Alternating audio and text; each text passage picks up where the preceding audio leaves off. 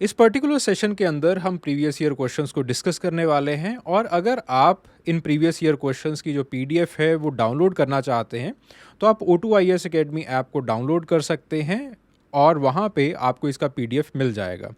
मैं step by step आपको guide कर देता हूँ that how you can download those PDFs. So जब आप O2IAS Academy ऐप डाउनलोड करेंगे, this is the interface of the app. वहाँ पे आपको स्टोर सेक्शन के अंदर जाना है। स्टोर सेक्शन में आपको बेसिकली ये कोर्स मिलेगा, anthropology answer writing UPSC mains 2024 course. इस कोर्स के ऊपर आपको क्लिक करना है। वहाँ पे आपको कंटेंट सेक्शन के अंदर जाना है। You will be opening the overview section. यहाँ से भी आप जो फ्री रिसोर्स है वो डाउनलोड करना चाहते हैं, बट कंटेंट सेक्शन के अंदर जाइएगा। कंटेंट सेक्शन में आपको फ्री रिसोर्स ये फोल्डर जो है वो मिल जाएगा। जो भी यहाँ पे पढ़ाया जाता है उसका जो पीडीएफ है that is freely available hair. ठीक है, तो वहाँ पे आप जाके फ्री रिसोर्स सेक्शन के अंदर आप इस फाइल को जो है वो डाउनलोड कर सकते हैं। And in addition to that यहाँ पे आपको जो वर्कशीट्स हैं वो भी प्रोवाइड की जाती हैं। और अगर आप हमारे साथ आंसर राइटिंग करना चाहते हैं तो आप इन वर्कशीट्स के अंदर दिए गए जो सवाल हैं उन सवालों को मुझे लिख के भेज सकते हैं। I will evaluate those questions and मैं उनका एवेल्युएटेड सोल्यूशन जो है वो भी आपको उसी के साथ भेज दूंगा। Indicate implication of cultural relativism for the applied anthropology. Cultural relativism पहले हमने बता दिया that it is the principle of understanding and evaluating the cultural practices in their own context, जो कि फाउंडेशन है एंथ्रोपोलॉजी की। अप्लाइड एंथ्रोपोलॉजी इन्हीं चीज़ों को यूज़ करता है ताकि हम रियल वर्ल्ड प्रॉब्लम्स को यूज़ कर सकें। ठीक है, देखो सवाल कल्चरल रिलेटिविज्म से अप्लाइड एंथ्रोपोलॉजी की तरफ जा रहा है, उसी तरह से हमने इस चीज़ को लिखा है। और द पॉइंट, फिर उसके बाद पहली चीज़ कैसे हम यूज़ कर सकते हैं, the understanding of and respecting the cultural practices.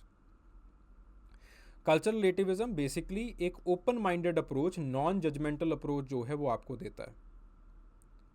जैसे फॉर एग्जांपल पॉल फार्मर जो है वो हेती के अंदर उन्होंने काम किया in the local belief systems of the health and illnesses, और उन्होंने इस चीज़ को सब्सटेंशिएट करके दिखाया है कि जो लोकल बिलीफ सिस्टम है, जो लोकल हकीम होते हैं, वो किस तरह से हेल्प करते हैं एक डिसीज्ड को, या फिर एक जो इल इंसान है उनकी हेल्थ को कैसे वो बेटर करते हैं, और उनके जो वो टूने टोटके करते हैं वो असल में काम भी करते हैं।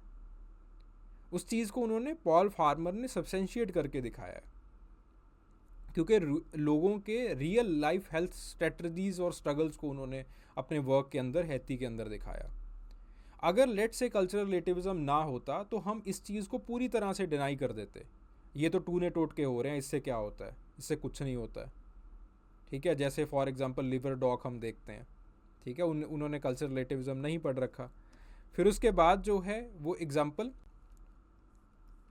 एनेट लैरो, तो उन्होंने जो है वो यूनाइटेड स्टेट्स के अंदर अगेन डिफरेंट पेंटिंग स्टाइल्स को जो है वो रिकॉग्नाइज़ किया है, और किस तरह से पेरेंटिंग स्टाइल्स को जो है वो रिकॉग्नाइज़ किया है, और किस तरह से हम इंक्लूसिव एजुकेशन पॉलिसीज़ बना सकते हैं, उस चीज़ को जो है वो उन्होंने फ्रेम किया।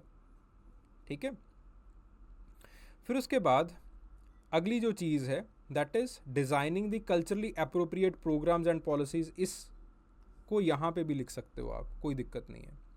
ठीक है, फिर उसके बाद कल्चरल रिलेटिविज्म बेसिकली आपको जो है वो कल्चरल कंटेक्स्ट के अंदर एक पॉलिसी को टेलर करने में काम आता है। जैसे for example family planning programmes in India, उसके अंदर एम.एन. श्रीनिवास ने काम किया था।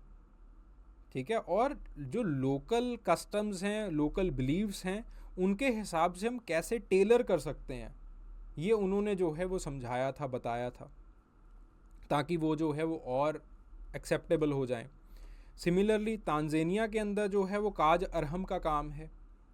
ठीक है, कि आपके पास जो है वो कंजर्वेशन प्रोग्राम्स, लोकल जो ऑलरेडी एग्जिस्टिंग इकोलॉजिकल नॉलेज है और कल्चरल प्रैक्टिसेस है, उनके साथ हम कैसे इंटीग्रेट कर सकते हैं।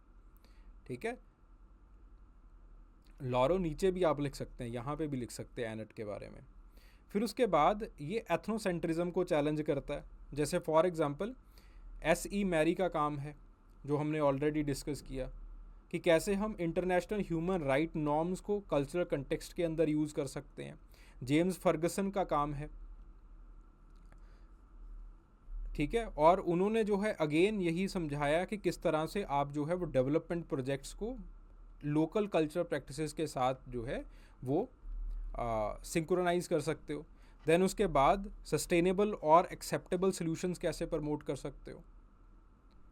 अगेन आपके पास कल्चर रिलेटिविज्म यहाँ पे काम करता है, ठीक है। जैसे लैटिन डेविड गो का काम है लैटिन अमेरिका के अंदर, और उन्होंने समझाया कि किस तरह से आपके पास जो है वो you have the development programmes, और इन डेवलपमेंट प्रोग्राम्स को जब आप कल्चरली अप्रोप्रिएट नहीं बनाओगे, उनका कल्चरल रेलेवेंस नहीं दोगे, तब तक ये डेवलपमेंट प्रोग्राम जो है वो काम नहीं कर सकते हैं,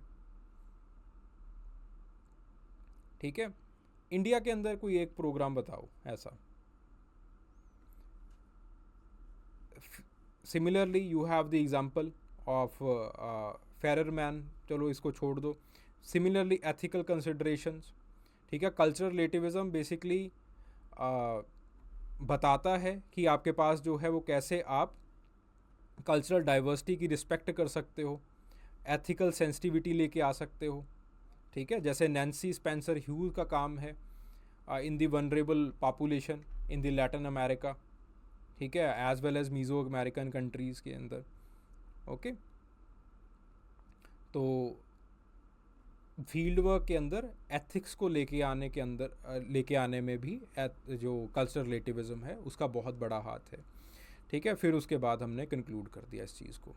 students, I hope that you enjoyed the discussion. अगर आपका कोई भी डाउट होता है, कोई भी क्वेरी होती है regarding what we have just discussed in the previous year question, तो आप कमेंट सेक्शन के अंदर अपनी क्वेरी, अपना जो भी डिस्कशन है, जो भी डाउट है, वो आप मेरे साथ शेयर कर सकते हैं, and for sure I will revert back. Thank you.